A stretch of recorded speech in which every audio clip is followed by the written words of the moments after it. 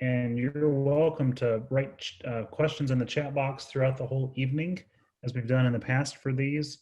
And towards the end of the evening, we'll go through all the questions. That way we just keep things going. And then we can go back to speakers and such for them to answer your questions. And Pastor Michael, we'll keep letting folks in as we get started. I'm going to go ahead and start though, because it's 2 minutes after 7. Again, welcome. I'm Kevin Strickland. I serve as the Bishop of the Southeastern Synod, and my pleasure to be in that call and also to be here with you this evening. I want to start with just some brief introductions of folks and allow them to unmute themselves and introduce themselves to you. So when I call on your name, if you would just say who you are and what role you represent or what staff position you are in. And if you've forgotten that, maybe what one would you like to be in or not be in? I don't know. Never mind. So if you would just say your name and what role you're in. Pastor Jill Henning, if you would unmute yourself. I'm Pastor Jill Henning. I'm the Assistant to the Bishop for Leadership and Administration, and so I handle disaster relief as well as candidacy and Synod Assembly and Convo and all those kind of fun things. Thank you. Pastor Karen Boda. I'm Pastor Karen Boda, and I'm Assistant to the Bishop for Congregational Life. Primarily do congregations and pastors, rostered ministers who are in transition, but also stewardship, things like that. Thanks. Thank you. Pastor Patty Axel. I am Pastor Patty Axel. I am Assistant to the Bishop and one of the 2 directors of Evangelical Mission. So mission, evangelism, working with New Starts, working with Congregational Vitality, all those fun things. Thank you. Pastor Michael Jeanette. Pastor Michael Jeanette. I serve as the Assistant to the Bishop for Formation and Communication and work with youth ministry, young adult ministry, children's ministries, as well as communications to the Synod and from the Synod to you. And lately it's been developing a lot of IT work and systems to help congregations communicate. Thank you. Pastor Matt Steinhauer. Pastor Matt Steinhauer. I am an assistant to the bishop, director of advocacy, and my work involves equipping pastors and lay folk and all sorts of interested people in being the church in the public square. Thank you. And I saw that Miss Melissa Fuller has joined us. Melissa, if you'd introduce yourself.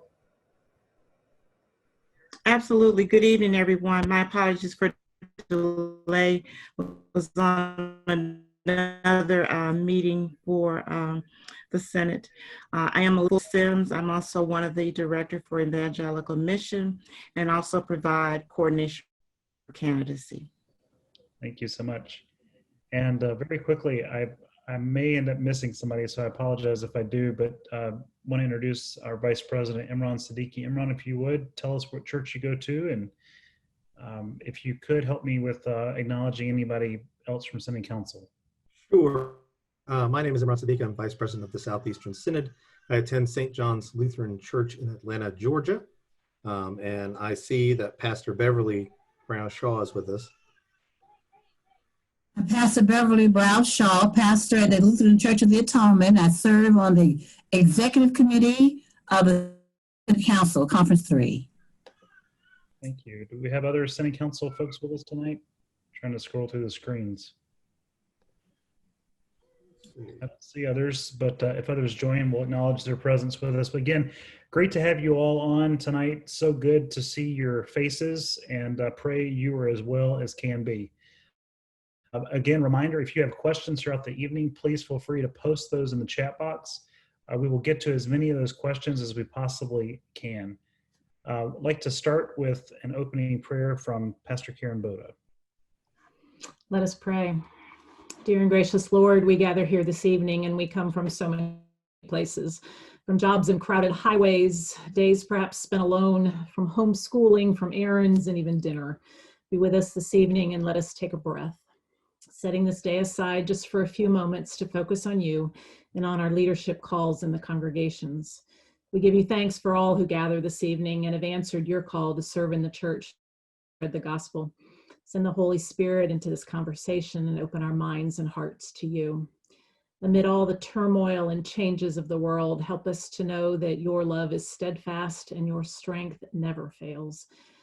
Be to us a sure guardian and rock of defense. Guide us as leaders with your wisdom, granting us courage and hope to face the future. Through Jesus Christ, our Savior and Lord. Amen. And thank you. I'm glad Pastor Karen prayed for even the dinners we may be missing. Hopefully that dinner will come soon to you if you haven't eaten. Next up, we have a word of COVID-19 updates. And we're going to do this in a few parts. And I'm going to turn this over to Pastor Jill Henning. Pastor Henning co-chairs that COVID-19 team with me. And tonight we are pleased to have Vice President Imran Siddiqui, who's a member at St. John's Lutheran of Atlanta, Mr. Charles Bridgers, who's a member of Lutheran Church of the Redeemer of Atlanta. Charles serves as our attorney for the Synod here. Pastor Tom Clark, who serves on our COVID-19 task force and pastor of Ascension in Jackson, Mississippi, and Pastor Jonathan Trapp, who's also another pastor at Lutheran Church of the Redeemer, who serves on our COVID-19 task force. So Pastor Henning, I'll turn this portion over to you. Thank you. In the midst of living in this pandemic, several congregations have reached out to me about how we do contact tracing. Say that 3 times fast. And in terms of laws like HIPAA and other laws that are out there. So I'm really thankful for Charles Bridgers, our Synod attorney, and our Vice President Imran Siddiqui, who have this legal background that can help us. And so I am going to share my screen, and Mr. Bridgers is going to help us to understand how we can do contact tracing and honor people's confidentiality in the midst of that. So, Charles? Thank you, Pastor. As our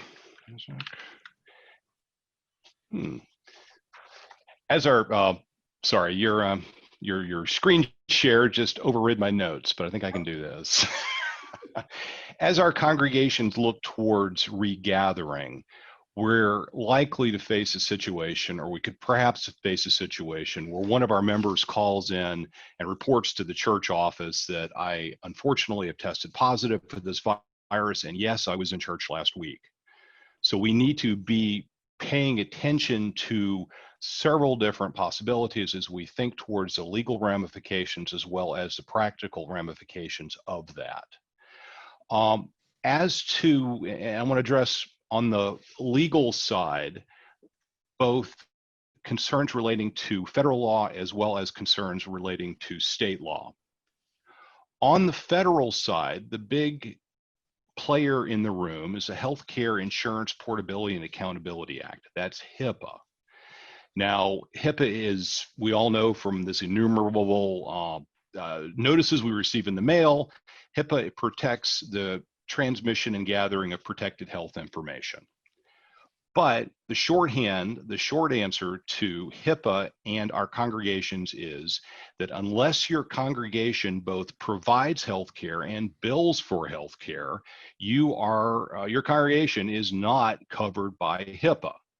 Now, sometimes that comes up. We hear that in things about prayer requests. We hear that in things about what the pastor tells people. But as a legal technical matter, your congregation is not covered by HIPAA. Now, because that has entered our lexicon and our culture, our congregational members have an expectation that their protected health information is protected, and it is. And we're going to get to that in just a second. The other federal perspective out there sometimes is raised is the Americans with Disabilities Act. Now, if your congregation has 15 employees and is covered by the Americans with Disability Act, there are certain ways about communicating about medical issues that can be covered by that. But that law does not apply to your congregants. So the Americans with Disabilities Act has no bearing itself on your congregants and how you interact with them and what you talk to them about. So those are two issues that come up on a pretty regular basis. Now that's on the federal side. If I could maybe, I'm sorry, jump on down to the second slide. That one up, please. I skipped right past the federal, and let's go on to the state. Next slide. On the state side, though, there are some legal issues that the congregations do need to be aware about. And as a general statement, you may have noticed we have 4 different states, and I'm only licensed in one of them. But in a general statement, there are such things as invasion of privacy laws. And those cover information that intrudes into private affairs, and it can include public disclosure of embarrassing but true facts. So that's certainly a legal concern for the congregation. Now, if a defamatory fact was shared that is not true, that could also be libel and slander. These are torts. These are civil wrongs. These are actions that a person can bring against a congregation or any other person for damages, for tortuous interference or tortuous actions. So those are certainly concerns for our congregations. Now, I'd also want to hit here that we do have reporting requirements to health departments, and those are very state specific, if not very county specific. So that is certainly something to start with your health department.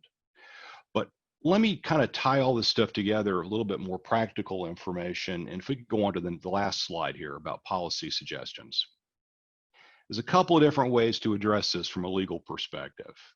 One way is to obtain pre-waivers or pre-consents for people coming into your building.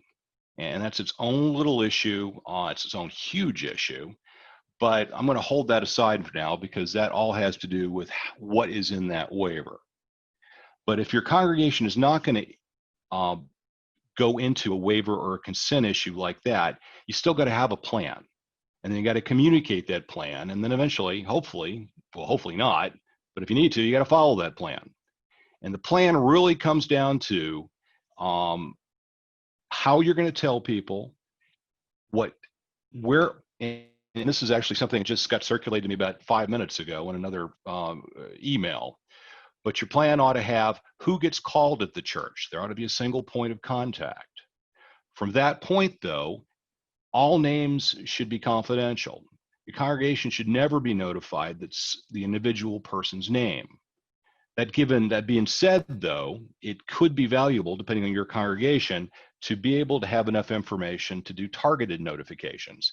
A small congregation, it may not matter. A large congregation may matter a lot that somebody who's at the early service versus the late service. So build that into your plan and communicate your plan. Give notice to it. Put it in the bulletin. Talk about it from the pulpit. What that does is it sets expectations. It lets people know what you're planning on doing and then how you're going to communicate this stuff and to which point they ought to communicate to.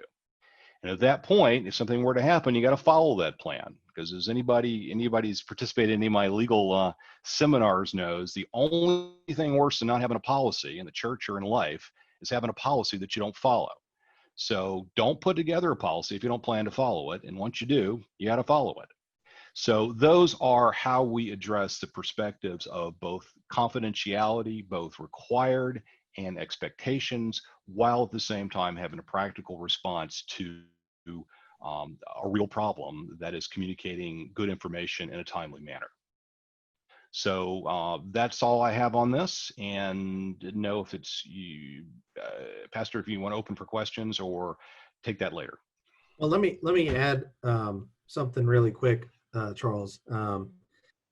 What I wanted to go back to is we were talking about HIPAA and ADA a little bit, and as we all know that there's been a lot of misinformation out there about what HIPAA says and what the ADA says. And so I just wanted to clarify a little bit more on that. In my paying job, I work for the United States Department of Labor, and we enforce HIPAA as part of it, at least as it applies to group health plans. So HIPAA, and a lot of you might already know this, but HIPAA, what it does is it protects your personally identifiable information, your health information, applying to health insurance providers, healthcare providers, and at some point, sometimes they're business associates. So what it means is that your doctor can't randomly tell people this is what you have going on in your health. Your health insurance can't just randomly tell people about your health. So when it's your church or sometimes your employer, if you reveal that information, because they're not going to get it generally, the HIPAA does not apply to that information because you provided that willingly, unless the church is a healthcare provider or the employer is a healthcare provider, and it's in that sort of relationship. That's when HIPAA would apply. So if someone goes to you and says, "I don't have to tell you about what's going on with myself," if you say mandate a mask to come in, I can't wear it and you can't ask me why. That's nothing to do with HIPAA. The ADA, the Americans with Disability Act, that might apply to congregational employees. However, not to regular members of congregation. I think Charles mentioned that before. The Americans with Disability Act talks about reasonable accommodations. So if you have a disability, a place has to make a reasonable accommodation for you. However, of course, in order to make a reasonable accommodation, they have to know exactly what they're accommodating. So when someone says, "I don't have to tell you because of the ADA and HIPAA," those federal laws don't actually require that sort of, not asking or something of that nature. So I just wanted to clarify that. I know a lot of you probably already know that, but I just wanted to make sure that that's clear, that those federal laws don't prohibit you from letting or denying someone to come in if you have a mask wearing requirement per se, or if you have some other requirements, if you are worshiping together. Or so I just wanted to put that out there in a little bit more detail. We did have one question about this, and if it's okay, we'll just deal with that right this moment. If the question is, if you have identified one person who is the target notification for your congregation, is that person solely responsible for notifying the health department and all the contact tracing? I wouldn't phrase it like that. To me, the targeted notification person is perhaps just a phone number, a place the person, a congregant would go to know that they're getting somebody who would know what to do with the information. I think it's that point the targeted notification person would need to inform the governance structure of the church, whether or not that's up to the staff and onto the council. And then I think, exactly how you go forth making reports to the health department is on a much higher governance level than just simply the person asking the telephone.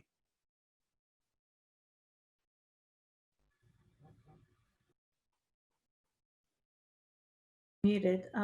It's the quote of the year. You're muted. If you have more questions about contact tracing and you think about them, just write them in the chat box, and when we get through with all of our presentations, we will be able to ask Imran or Charles at the end. But I am really grateful to have Pastor Tom Clark and Pastor Jonathan Trapp, who has been working with a group of our pastors to kind of share about how our congregations are responding. So I'll turn it over to Pastor Clark. Thank you, Jill. Tonight we have 5 pastors who are going to be presenting on how they are addressing COVID in their congregations, how their ministry might have changed over time. And we're going to start out with Pastor Barb Cook. Hi. Yes, I'm Pastor Barb Cook, and I serve at Mount Zion St. Luke in Oglethorpe, Georgia. We're a small rural congregation, and we didn't offer an online option until the shelter-in-place order came in mid-March. But we found many free tutorials out there, and they kind of walk you through the basics, and so we learned. So for the first 2 months, we used a simple iPhone on a tripod set up in the sanctuary, and 3 of us led. Our musician, our technician who also read, and myself. And we recorded it Thursday afternoon. We invited people to watch it at 11 on Sunday morning through our Facebook page. We uploaded it Sunday morning. And we emailed the bulletin so online viewers could follow along. Then in May, we upgraded to a higher quality camera, boosted our internet, and got a designated laptop, which provided a much better worship experience for our viewers. On June 7th, we resumed in-person worship and went live on Facebook, keeping our online presence. And this is what greets you when you arrive, instructions. There's hand sanitizer, an offering plate, a bulletin to drop your offering plate in there. We don't pass. You get your bulletin, you get a self-contained communion cup. Masks and social distancing in family groups is required. There's no physical passing of the peace. We do sing with our masks on. Communion is taken in place. And then after the worship, there's a basket on the way out to dispose of your bulletin and your used cup. We have one service. Everything is sanitized before the next service is held. That's me keeping my social distance as people are leaving.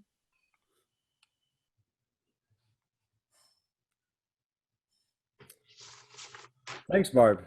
I just want to make sure you were so quick. I wanted to make sure I allowed you to get everything in. Okay.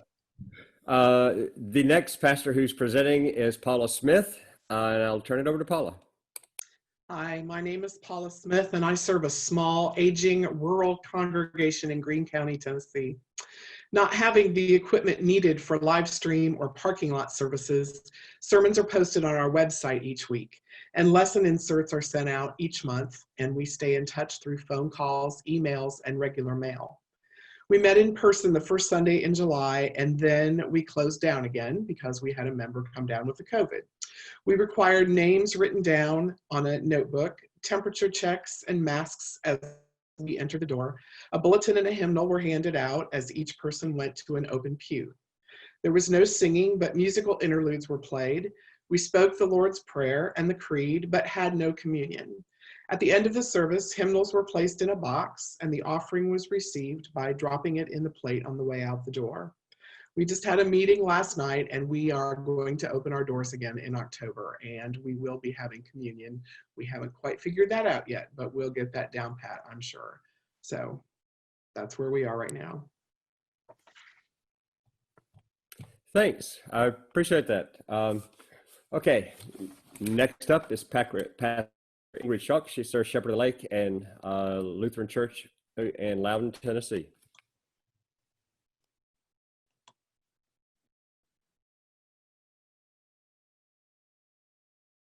I think I was muted.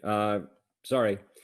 Next up is Pastor Ingrid Schuck. She serves Shepherd of the Lake Lutheran Church in Loudon, Tennessee. There, now I'm unmuted. Here we go. Thank you, Tom. I'm Ingrid Schuck. Yes, prior to the pandemic, we were not yet providing worship services online. Our last in-person worship service was on March 15th. And the following Sunday, much to my amazement, we were live streaming on YouTube. Next slide, please. Our setup was pretty simple: a basic laptop computer and a webcam mounted on a tripod. Next slide, please. On June 28th, we opened our sanctuary for in-person worship while continuing to live stream the service. We are still in person. We take reservations for worship using an online service called Sign Up Genius, which is working well. Bulletins, prepackaged communion elements, and an offering plate are available at the sanctuary entrance.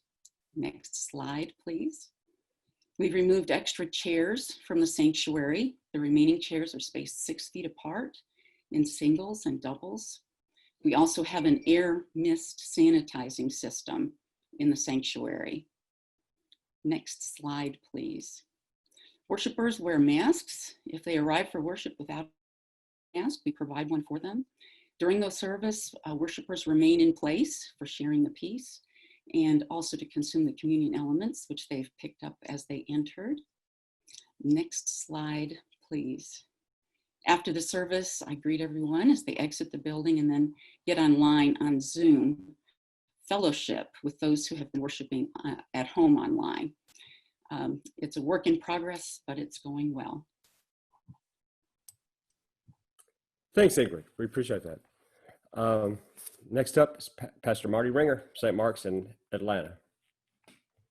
And as always, may the peace of the Lord be with you. I am Marty Ringer, synodically authorized minister for St. Mark Lutheran Church in East Point, Georgia. We were a little prepared and not prepared for it at the same time, because we had already been recording our services and broadcasting them on a TV station and on a radio station here in Atlanta. So when this shifted into us doing everything online, we were kind of ready for it, but just had to get a little bit more in depth with it. So now we are doing a lot more informational, making sure that everything in the service is there with announcements and things of that nature, and just making sure that people that we need to highlight is there. That is our lay leader, who is usually letting everybody know what's going on from some of our graduates that are graduating from school, like our Zuria. So, but what we have not done yet, we haven't got back to having church live yet. So we're still recording the church service on Saturdays with the musicians and the people that play key point parts in the service, and still keeping our social distance from each other. But with that, we've still been doing things for other people of faith and other ministers that have to do recordings, and they couldn't do it safely at their church. So we'll do it at ours. Like Dr. Flanagan had to do something, I think, for the Synod one time. He came down to record at our service. But since then, we've done things for funerals that, we couldn't meet in person, so we would do a live stream. We'd do the music for the funeral live stream, and the music ministry would come together and just do it through laptops and a little bit of pre-production too for that. Since then, we started doing some fundraisers. We're trying to sell masks, and still trying to uplift the church and just do some little fundraisers to keep that camaraderie with everybody. Along with that, we're still doing our online Zoom classes. We do our Bible study and everything with Zoom online to make sure that we are still fellowshipping with each other at times. And last but not least, with our communion, we haven't decided yet, but we are talking about 1st of October coming together and at least having a outdoor communion service to, but doing it respectfully and safely too. So those are some of the things that we're doing over at St. Mark Lutheran Church. Thank you, Pastor Ringer. Last up, we have Pastor Scott Peterson of Messiah Lutheran Church in Madison, Alabama. And Pastor Scott has a video for us, so we'll get that going.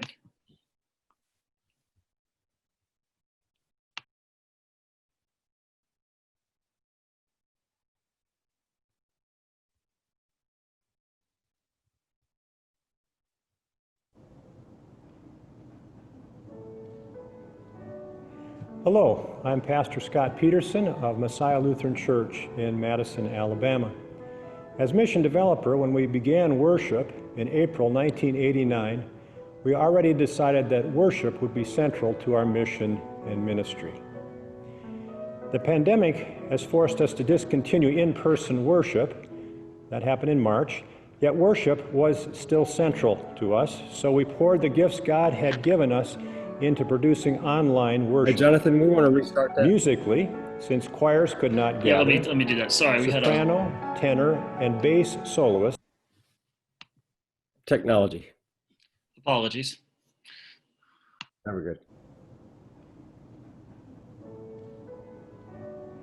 Hello, I'm Pastor Scott Peterson of Messiah Lutheran Church in Madison, Alabama. As mission developer, when we began worship in April 1989, we already decided that worship would be central to our mission and ministry. The pandemic has forced us to discontinue in-person worship. That happened in March, yet worship was still central to us, so we poured the gifts God had given us into producing online worship. Musically, since choirs could not gather, soprano, tenor, and bass soloists, along with instrumental solos on flute, clarinet, violin, and handbells, provided special music. On piano, pipe organ, and harpsichord, our music director played preludes, offertories, postludes, and accompanied hymns. Visual arts were developed by our communications director. Beautiful pictures of creation plus vintage photos of members together in worship, missions, classes, and fellowship enhanced worship. Preaching. A sermon series based on Psalms began on June 21st and has continued for 3 months. The Psalms are responses of God's people to life's lows and highs. The trajectory of the Psalms moves from lament to praise. They speak to us these days. What have we missed most? The Lord's Supper, singing together, and being together. On September 20th, we had our first outdoor worship. Next Sunday, we will celebrate the Lord's Supper outdoors. Thanks to Pastors Michael Janet and Randy Jones for helping us to start outdoor worship. Final word, today everyone is in a different place. Keeping a splintered community whole means relying upon the church's one foundation. Thanks be to God for our Messiah, Jesus, and for all God's means of grace. God bless you all.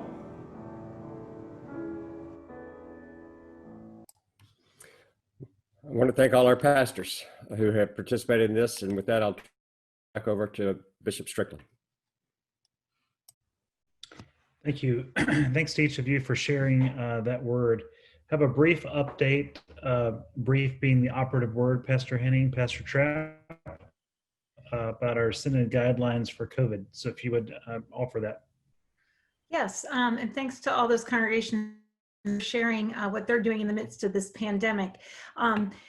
When I talked with Jonathan earlier today about what we would update you all with, you know, we want to encourage you to continue to wear your masks, whether you are at outdoor worship, indoor worship, at the grocery store, you know, in wherever you are, that's the most effective way we can continue to fight this pandemic. Unfortunately, we are going to be in this for quite some time. So we also want to encourage you to be ready to pivot, that depending on what's going on in your local community, that you're prepared, whether that is to return back to a digital format or continue to do both, that's going to be important as we move forward. And recognizing that it's going to be some time before we're done with this pandemic. So when we started this pandemic, we were in the middle of Lent. And so we didn't have a lot of time to prepare for what that would look like moving into the Easter season, but we have some time to prepare as we move into the fall, going into Advent and Christmas, to think about how we can continue to be the church in the midst of this pandemic as we approach the holidays. Pastor Trapp, is there anything you want to share? Nothing else. I think you've covered everything, Pastor Jill. Thank you. We want to thank Pastor Dr. Bornstead about who's on our COVID-19 task force, is on this call as well. I want to thank Tom Clark for all his work. He's also on our team, and Imran and Dr. Winton King. And so we do want to take seriously all the science that is out there, and to protect not only those that we come in contact with on a normal basis, but our neighbors that we don't know. Later this week, there'll be an e-news that'll come out that'll include a letter from Bishop Strickland. So please, if you are not signed up for our e-news, go to the Synod's website and sign up for that so you can see. But as we approach 200,000 deaths from this pandemic, it is a horrible time for our country. And so we want to be prepared for how we continue to minister in the midst of this. And so as you are looking at your own plans, we want to encourage you to stay in whatever phase you are in, and continue in that if it is safe for you to do so. And if your numbers in your area increase, or you have folks within your congregation that test positive, be prepared to pivot and to pull back from those areas of ministry. We are also in the midst of hurricane season, and as we know, our synod is often affected by that. So please keep that in mind as you're looking at your own plans, that we need to be prepared for whatever is next within our own communities. If your congregation has not designated a disaster relief coordinator, we do have a training for that on the Synod's website, and encourage you to register them so that we can communicate with them as we develop new resources to be able to share with congregations. So thank you all for what you are doing, and look for the bishop's letter that will be coming out later this week. Yeah, and again, thank you, and thanks to those pastors who presented. We will answer a couple of questions that were given in the chat box in just a minute. Just want to add to that, the letter that I'm sending out as a reminder, I don't have the authority to tell you can't gather for worship. But I do have a responsibility to tell you how you should care for those using science. And Dr. Bjornstad, who's on our call, along with Mike Olsterholm, who's a Lutheran epidemiologist, have made it very clear, along with everything science is telling us, as kids go back to school, people continue to go to bars and restaurants, numbers continue to increase, and in closed facilities where people are breathing the same air, your chances are even riskier. And these numbers are going to continue to go up and up and up and up. And so it's, yes, mask wearing is important, physical distancing is important, but not gathering in large groups is even more important. And as much as we dearly want to jump back in and hear singing and take communion, trust me, I want all that too. We also have to realize that by the end of this pandemic, we will have more deaths than the 1918 flu. We are looking at more deaths than occurred from service persons in World War II. We're looking at more deaths than the Vietnam War. If we want this to end, we all have to hunker down and do our part. And that might mean hunkering down really hard for the winter months so that hopefully we can resume to where the churches can be back to where they were, and all of God's children can sing and worship together most fully. But we have to do this and do it right and well, and do it quicker than what we are. Even if our 3.4 million Lutherans do this in the United States, that alone is a huge witness to changing this curve. So please encourage your folks as much as possible to do what they can. If you're at a phase in your county, please stay at that phase. Don't progress forward because the numbers are not getting lower. They're rising incrementally. So we'll say more about that in a second, but I would like to introduce Pastor Katie Pash. Pastor Katie serves as the chair of our disaster team for this synod, and we are pleased and privileged to have her in that role that unfortunately has been a very busy one this week. So Pastor Katie, welcome. Thank you, Bishop. And I want to thank each one of you here on this call for your leadership in your congregations. It's so important that our congregations are guided by good leaders.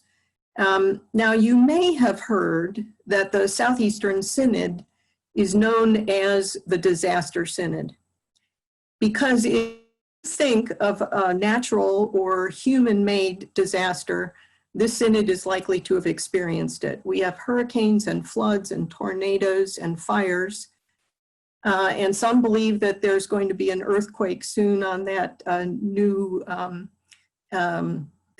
fault line, Tennessee and Mississippi.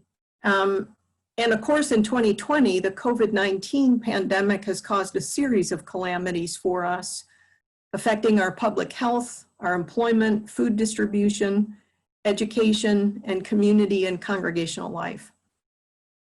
So the Disaster Response Committee assists congregations in our synod territory and the communities that you serve to prepare for and respond to any disaster or emergency.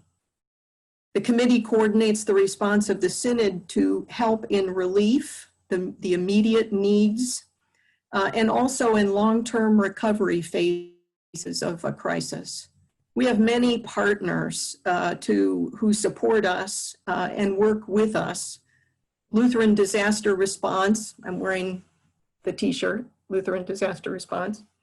And in Spiritus, we could not do it without their partnership. and local VOADs. Those are voluntary organizations active in disaster, and each one of our states has one of those. And there are other response agencies of our ecumenical partners that work with us. So together we provide volunteer teams, training, material resources, spiritual and emotional support to help a community recover and rebuild after a disaster. Now, as you might imagine, COVID-19 has presented us with many challenges as we want to do this work together. Nevertheless, I want to assure you that disaster response and recovery continue. Volunteers are on the ground cleaning up and rebuilding in the wake of tornadoes in Middle Tennessee in March and April of this year. We had to put some of that relief effort on hold until we could figure out a safe way to do that. The Synod received a grant from Lutheran Disaster Response to support the initial phase of this work, and we've applied for additional money for the recovery phase that will span over the next 2 years.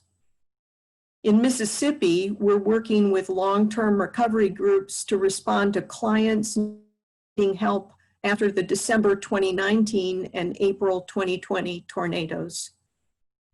And volunteer teams are already on the ground in Gulf Shores and Orange Beach, Alabama. They're assessing the needs in the wake of Hurricane Sally, and we've been joined today by Inspiritus, our partners. And tomorrow morning we'll have a phone call to see how we can address specific needs in that community. In spite of the pandemic, congregations are continuing to respond to the needs in their communities. Some are offering their buildings as shelters for those fleeing from the storms. Others are providing hospitality sites for volunteers. And yes, we're taking precautions about COVID.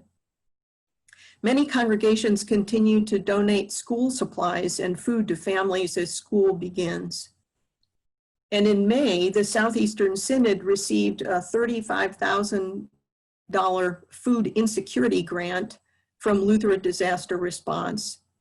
And we matched those funds from our own resources, $15,000.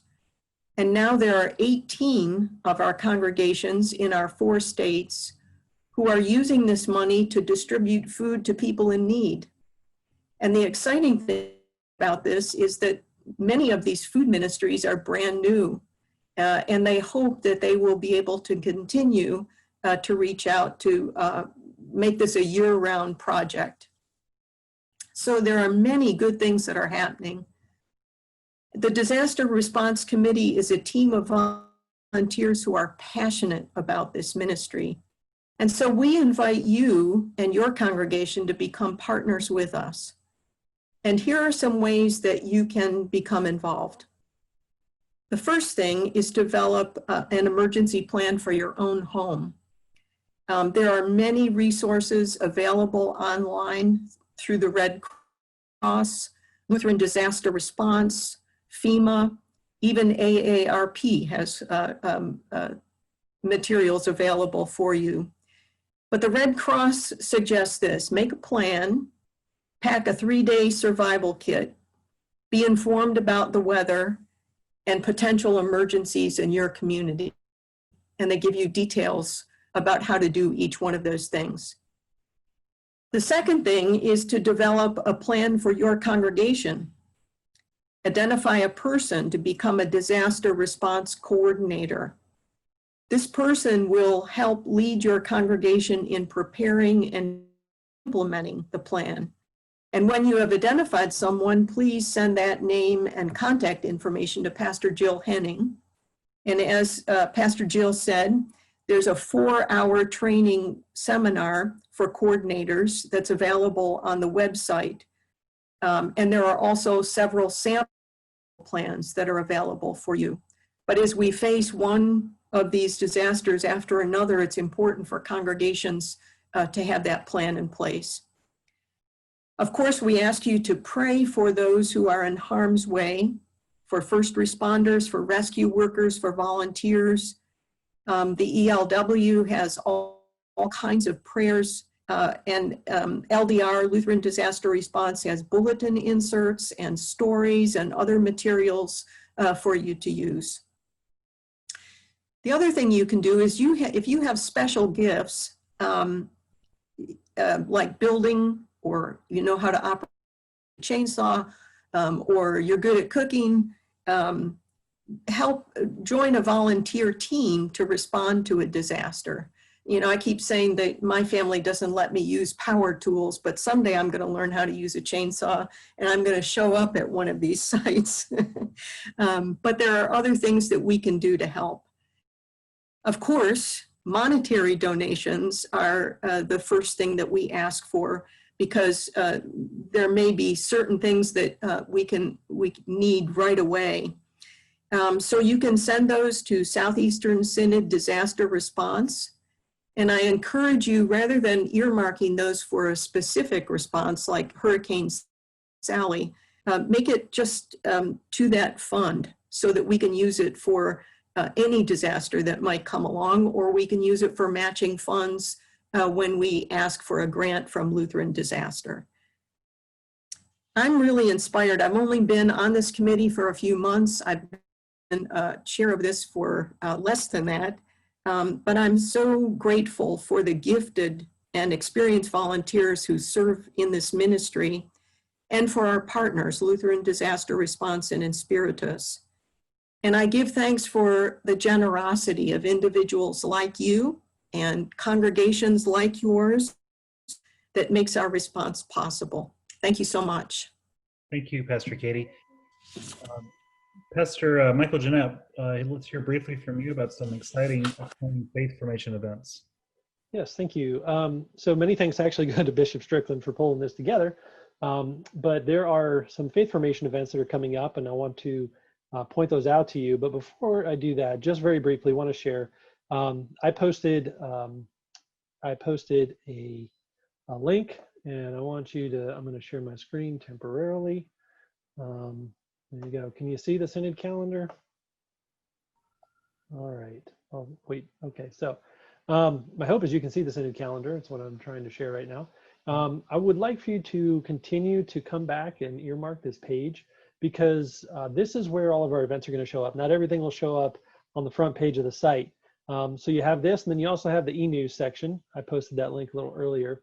But the faith formation events coming up, you click on any of these events here, and it tells you what's happening, faith formation for laity. We have worship, Bible study about women in the Bible. We also have a look at stewardship, as well as what does evangelism look like these days. So we invite you to join in on those activities on Sundays in October. And then also for those who'll be either leading Bible studies or preaching, this is a great resource to share with your those who are preaching in your context. There's going to be an Advent lectionary study and worship planning by Bishop Strickland and Reverend Rachel Wren. There'll be an opportunity for you to prepare for those worship opportunities that you have coming up in November and December. Those are all taking place in October. So go to the website, subscribe to the e-news, and check out that events calendar as we continue to update it. The reason why I invite you to the events calendar is because not only is it advertising for what's coming up, but once we record a session and we have a list of notes or slides from those presentations, we post those back into the event pages so that it becomes like a curation of our resources. So we invite you to come back to that events page time and again to find resources of recorded sessions and resources for you to share. Thank you. Thank you, Pastor Jeanette. Next up, we live in God's storehouse of abundance, and there is so much abundance of gratitude that we'd like to speak a word of tonight around the Synod. And you've already heard Pastor Katie allude to that, but Pastor Karen Boda and Pastor Petty Axel have just a word on generosity and stewardship they'd like to share with you. Thank you. Yeah, the need for stewardship. Oh, you're muted, Pastor Karen. There we go. Yeah, the need for stewardship has definitely not stopped during the pandemic, and nor has the need to recognize God's abundance. Initially, we've got 21 congregations across the Synod that are participating in the program called Beginning a Culture of Generosity with Pastor Mike Ward. This is a 6-week Zoom program that leads the congregations through a stewardship drive, which is very appropriate for this time of year. We've heard really good feedback about it, and especially about the shift in focus from a culture of scarcity to a culture of abundance. It is so easy for us to focus on scarcity during this time, lack of jobs, poor economy, lack of health, but Pastor Mike has encouraged us to ask each other where we have seen God.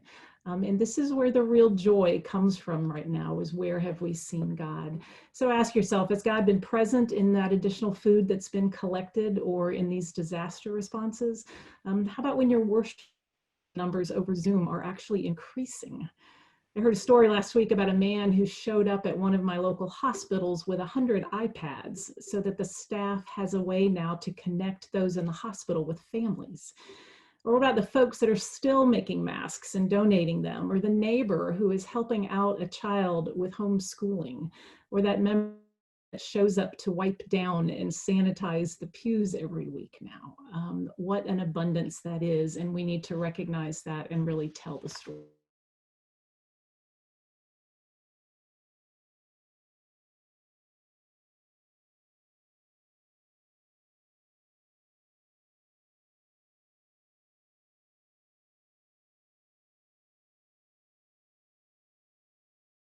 Shaw, and she said that Atonement received a $3,000 food insecurity grant in May, and they reached out to the local neighborhood churches to join them, and they had a food giveaway over the 3 months of June, July, and August, and they were able to feed over 300 families.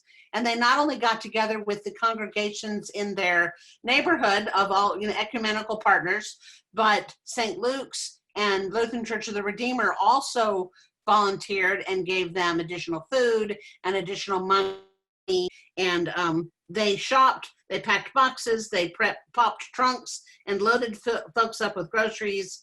People walked and drove to the church to get food.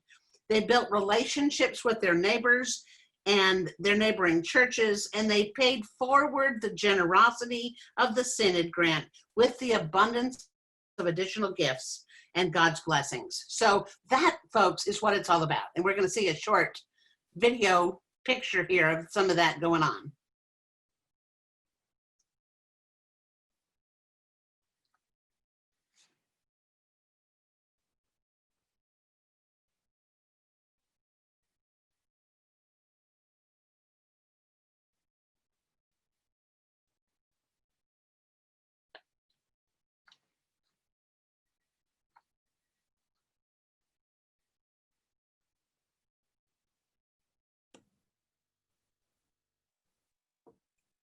That looks like a happy group of people, doesn't it?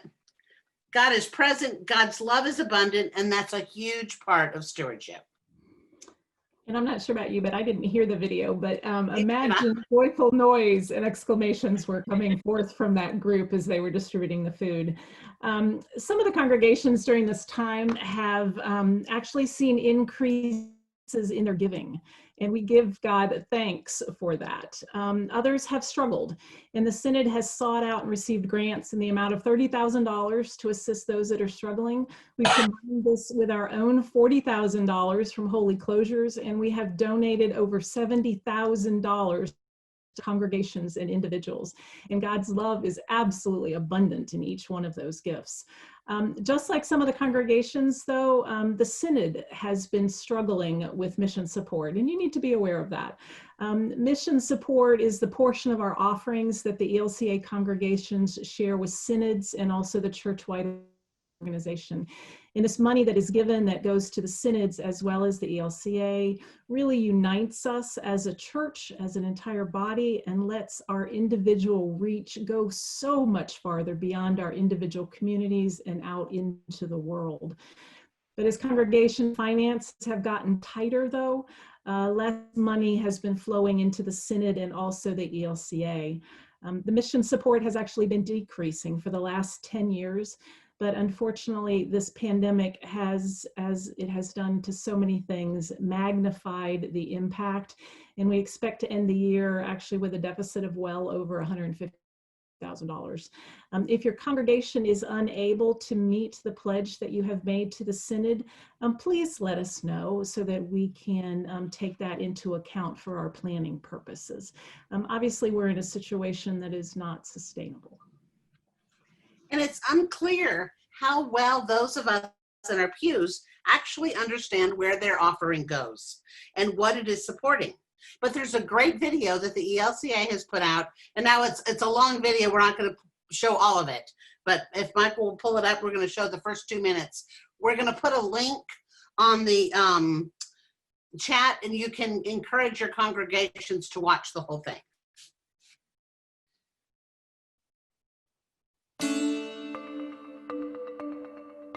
Every week, Lutherans across the country gather together to worship. Our congregations are our home base. As members, we experience vital relationships with God, with one another, and with our community. Together, as the Evangelical Lutheran Church in America, we are one church in more than 9,000 places with nearly 3.5 million members. We do God's work with our hands, achieving more together than we could ever do alone.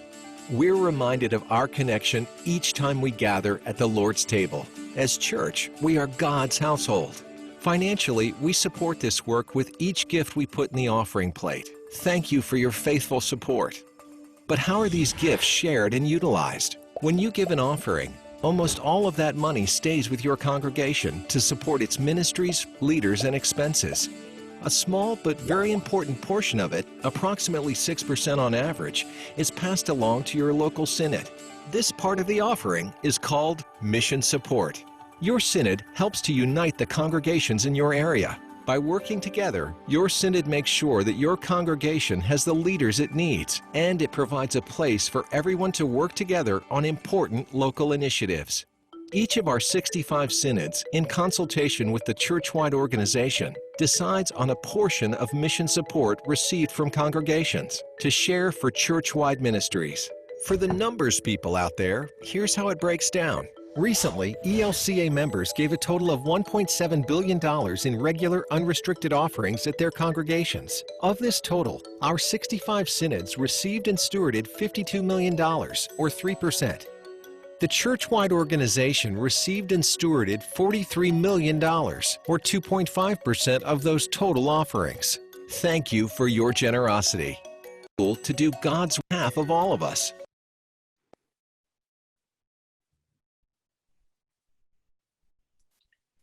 Thank you. Please, excuse me. Yeah, please make sure that you show this video to your congregations. And if you have any questions, don't hesitate to reach out to either Pastor Bo or myself, and we would be more than happy to meet with your councils, come visit, talk, have a Zoom, whatever. We're here for you. Thank you both. And a special thanks goes to each of you for your diligence, for your generosity, for all you do in your congregations. You are literally changing lives, and it does really matter. If for some reason your congregation is going to have to reduce its mission support, or even more delightful, increase it, please be in touch with Pastor Karen Boda or Pastor Patty Axel, or if you'd like to have a private conversation with me, I am more than happy and willing to do that. And even though we're not necessarily doing all that much traveling, our assistants and myself are available on Sunday mornings or in the week via Zoom. So please just reach out to any of us. Very quickly, just want to let you know that our Synod Council approved the creation of a diversity and justice task force. Yeah, and his racial thing that he's pushing. I'm not sure Pastor Barb wanted me to hear that, but our Synod is put together a diversity and justice task force, and under that we are including gender justice, racial justice, and LGBTQIA inclusion, along with the disabilities ministries. You can find more about that there. I encourage you all to let your congregations build their own task force. Let them know that, call it whatever you want to call it, but do that work. It matters very, very deeply. we're going to be putting lots of resources up on that page, so stay tuned for more. The other thing I wanted to point out, though, is I created a prayer team. That group gathered this morning. We had about 20 or so people that Pastor Patty Axum and I will be meeting with once a month. You're welcome to join in, and that's all we're doing is just praying. And it was a wonderful hour spent just praying. So that information is on the website. Check that out. I want to stop there. We have time for questions, and I believe Pastor Henning, along with Dr. Bjornstad, answered a few of those in our chat, but want to see what other questions you have about all the various things that we put out. So Pastor Henning, if you would go ahead and ask the questions that we missed. Yeah, and I can't see if Charles Bridgers is still on or not. There was a question about whether or not each church should post a statement on your doors. There's a Georgia law saying that those entering the facility do so at their own risk. I would recommend that you speak with your insurance policy folks, whoever your agent is, to determine that issue, to see what their recommendations are. They're the ones that, if there was going to be something that you're going to be working with, so reach out to your insurance agent to see what their recommendations are. I know that Church Mutual, I haven't looked at all the sites, but they have recommendations about guidelines on their websites, but use your insurance companies as resources to find out what's necessary in your state. Also, I listed, I just quickly looked up what the limitations are for the number of people for in-person gatherings for each state. Also know that that's requiring 6 feet of physical distancing for each of those numbers. And so you do want to check with your local state, your own state or your county, to see what the restrictions are in your community. And then there was a question, and our Vice President Imran says he would also mention something about liability shield. I don't know what that is, Imran. I did not go to law school. I just sent a child to law school. So Imran, you want to speak to that? Yeah, I mean, when you were talking about the liability waivers that the state of Georgia has, and I think the Congress is trying to pass, or so I mean, it's used the term liability shield is used a term, basically saying that you're not liable. Now, even in the text of those laws, it's not a blanket shield, so if there is a finding of, gross negligence or misconduct, for example, if you say you just throw the doors open of the church and have no protections whatsoever, and you don't require any masks, or you don't require any social distancing,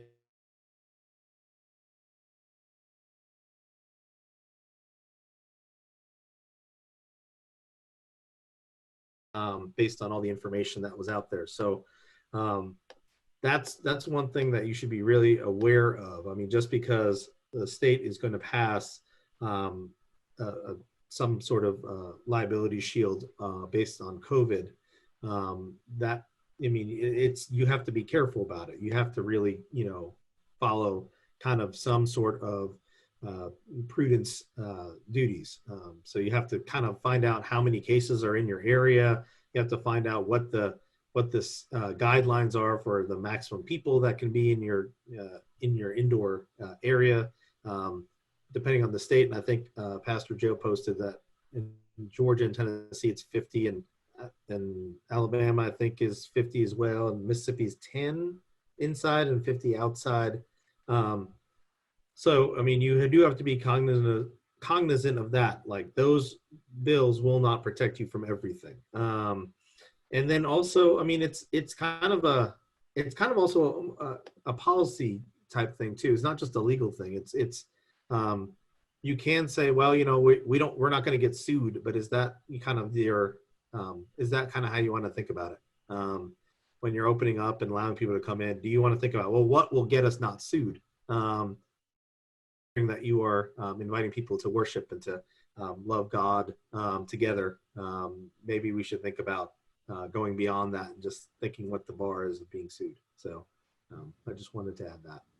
Thank you, Imran. And for those of you that, the pastors that presented that have gone back to doing some physically gathering for worship, the question came, did you make any changes to your facility? I know for some of them, like Pastor Schock, you moved chairs out of your sanctuary, but the question is, did you do any upgrades to your HVAC, changed your filters to a different kind of filter, added adding toilet seat lids is one of the things that they put on there. Did anybody make any physical changes to your building to accommodate for the COVID?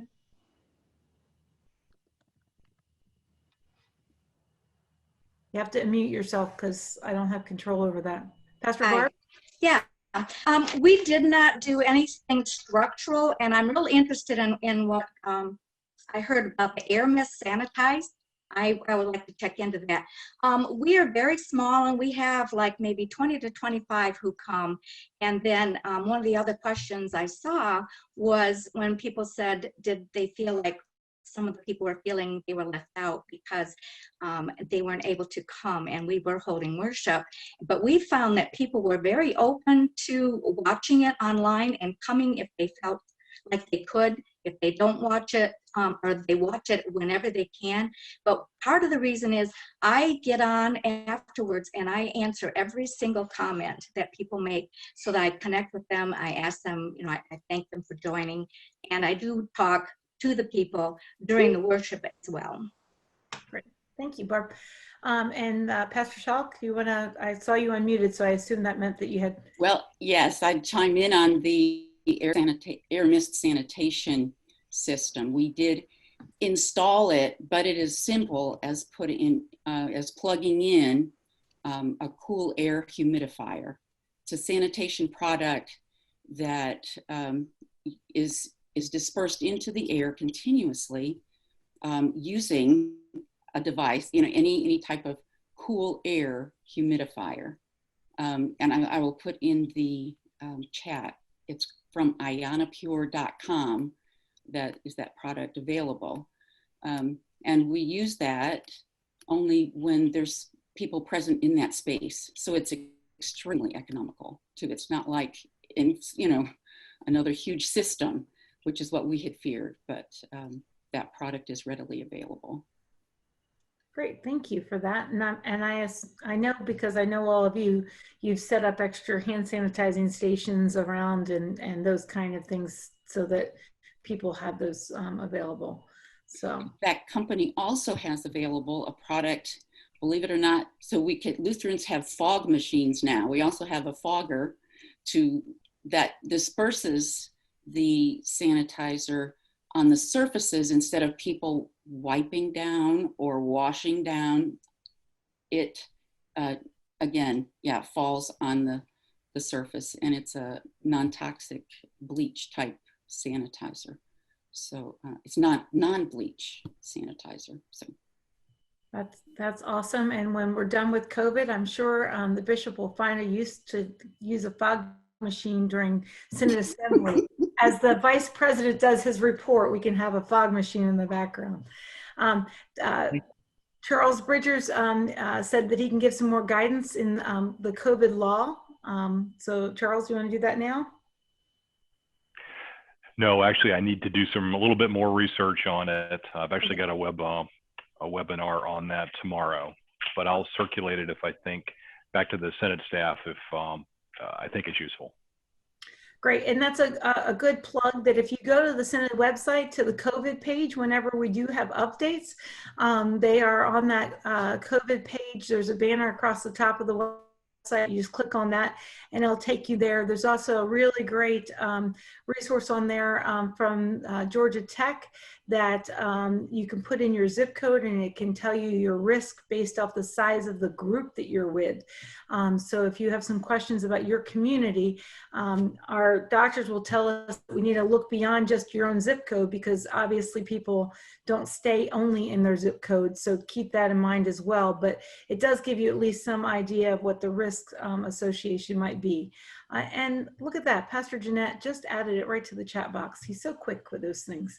So Are there other questions that folks have for us tonight? If you want, unmute and try it that way too, if you don't want to put your name in the chat box if you have questions. Not just about the COVID piece we covered, but anything else. I will ask this question real quick. My church hasn't decided to come. Say who you are again. Say who you are. I am Marty Ringer from St. Mark Lutheran Church in East Point. And I guess one of my concerns is, what's a good gauge? Because I do want to be cautious and not rush back into church, but at the same time, I don't want to wait too late and, wait too long and say, okay, next year, we'll come back together when all the other churches are starting to come back now. So I wanted to kind of know what's a good gauge to say, let's go back in and let's try it. That's a hard question to answer, and you're probably going to get a variety of answers, but we'll try. I will say that given what I said earlier, and this is based on the advice of 2 epidemiologists, if where you are in a phase right now is where you are, it's probably best to stay where you are, just because the numbers are not getting any better. And we need to mitigate the risk, which is where you don't want to introduce any new risk to that community. But very, very quickly, I'll let Dr. Bjornstad, if you could very quickly answer that. And then Jonathan, if you have anything to add to that. Yes, it is a complicated question, but to keep it brief, I put the website that we are using at our congregation as a guide. It's called COVID Exit Strategy.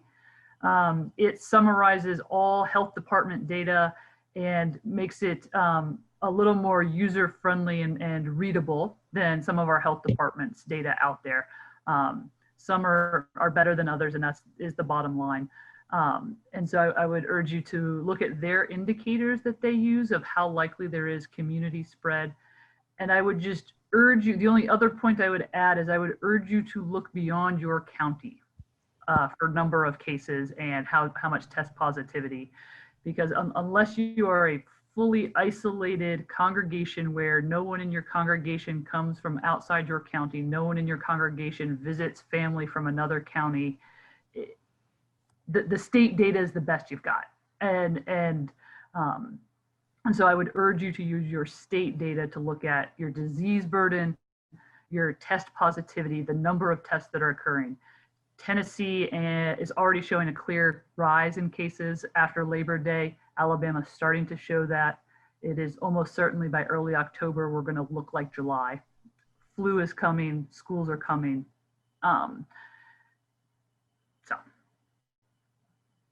Thank you, Dr. Bornstead. We had one other question that came, and this person said that they need some guidance, help, prayers for this COVID-related issue. There's building resentment for continuing to follow our state guidelines on indoor meetings. Less than 10 people is the current guideline. There is frustration and anger from some congregants regarding our thus far adherence to the guidelines. There are those who say they will find other less cautious churches to attend. What can we do?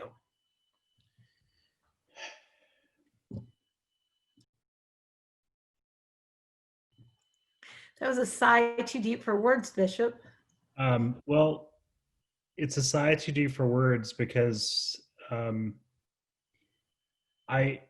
this is hard, friends. I mean, we're in month 7 of this, and it's hard. There are not easy answers. There are not easy objectives. There are not easy processes. And unfortunately, I feel like that we've made things too politicized. And I wish that weren't so. But the reality is we need to look at the human dignity of all involved. And I know people are getting antsy. I get it. I am too. I mean, I drive around Atlanta just to get out of my house. But rushing back together, and then if folks leave to go to another denomination that may not have as stringent of rules or whatever, my concern is they're going to be the statistic that's on the evening news of congregations who gather back and is just a breeding ground for this virus. it's just not an easy answer. I mean, I will say that in the past few months, I've been at a number of places that have been worshiping in a variety of ways. Parking lot worship, in the car worship. Ed Ringer is at Trinity Lutheran, and I installed their new pastor. They have outdoor worship, which in Georgia in August you can do, and you can even sweat during it. But it was very safe. I mean, it was very, very safe. And yet, even with it being safe, there's a risk. And so whatever you do, however you phase in, you know, whether it's 10 people inside or 20 people outside, there's always going to be a risk. So I don't know that any of us on this call have an easy answer to that. I mean, my only advice is be fervent and be faithful and do what you need to do to get by. I mean, none of us want this, but the faster we can all do what we need to do together, the faster we can all be back to singing, and we can all be back to having communion, and we can all be back to Christmas plays and everything else. And that will happen, but we really have to all be part of the solution and not helping with the problem. I don't know if that helps any. I mean, maybe that just adds to the frustration, and if it does, I apologize, but I'm not sure there is a good answer for that. There was a question earlier that was, I think we answered, but it talked about just the frustration and the exhaustion, the fatigue that's come from COVID. And that's a real issue. There have been several church, types of publications that have kind of talked about that. And one of the things that that has come out of that is a movement to say, rather than constantly having to make a decision and then have to come back on the decision because we haven't gotten any farther than we are, is congregations that are looking more long-term to be able to say, we're just going to make the decision now, not to go beyond where we are right now and stay there so that we can focus on doing the ministry that we're doing right now, and not having to constantly pull a group of people together to determine whether we can do this, start to plan a month out, and then have the numbers change in your own community and then have to pull back. That's where the exhaustion happens, because there's, it's unclear. And we're seeing this, not just in churches, but in schools. If you have teachers in your congregation, they've struggled with this as well. And people just having to constantly be making decisions over and over and over again without any clear answers, because there aren't. As the bishop says, we do what we do to mitigate the risks, but there right now is always a risk in whatever you do when you move outside of your own family unit, for the potential of catching this virus and passing it on. So that really is the reality of that. And that's why it's so exhausting, because we're constantly balancing the risk. Thank you. And Dan, thanks for putting that. Lutheran Church of the Resurrection has tried a number of things. And if you're a congregation that didn't share and you have tried things that are working, that are mitigating risks, that are helping to also mitigate that anxiety with that coming back slowly, write up a little blurb of that. Let's put it in a follow-up to the Synod, either to myself or Pastor Henning. We'll get it out there. The other thing I would offer is that if you as congregational leaders or your pastors or deacons who are on this call feel like that it would be helpful to hear from other folks. I mean, part of my role that I'm learning as bishop sometimes is just to be the human ecclesiastical punching bag. And if that's what you need, then call me in and I'm happy to, well, I shouldn't say I'm happy, but I'll do my diligence to come in and be part of your council meetings or congregational forums or whatever. But we're all in this together, and it's hard. But I do want you to know that you're all doing some pretty phenomenal ministry, even in the midst of this, and it matters. Keep caring for one another, care for your pastors, care for your musicians and deacons and teachers and church professionals. As Pastor Henning said, this is exhausting. And we're having to work extra hard to make it all right. And most of our folks are perfectionists who are struggling even harder because when the microphone doesn't work or the YouTube channel zonks out or Zoom isn't working, it throws us all off our game. And yet at the end of the day, God is still praised. So remember, your work in the Lord is not in vain, friends. And we are doing some amazing life-giving ministry in the Southeastern Synod, and I'm really proud to be part of it. So praise God for each of you. If there are other questions or comments, concerns, or what have you, please know you can email me at any time. I will put that in this chat box, and as well as my phone number. So please know that that's available to you. We are over our time, and I appreciate you staying for that. I want to call on Miss Melissa Fuller Sims to close us with a word of prayer. But thank you all for being with us, and to all of our speakers for tonight. Let us pray. Bless us, Lord, as we leave here today to take your passion with us. Fan its flame after we part and inspire us. Remind us always of your love as we see our plans unfold and accomplish our goals. We thank you for this gathering of our leaders, and we thank you for the gift of life. Show us how to apply what we have learned and help us to make wise choices. Give us wisdom and a heart that leads to true love, justice for all, and faith. We especially lift up in prayer the work of the Lutheran Disaster Ministry for our Synod. In Jesus' name, we believe and pray. Amen. Amen. Thank you all. I put my email and my direct cell phone number, so you're welcome to copy that. Thank you all for being with us. God bless you.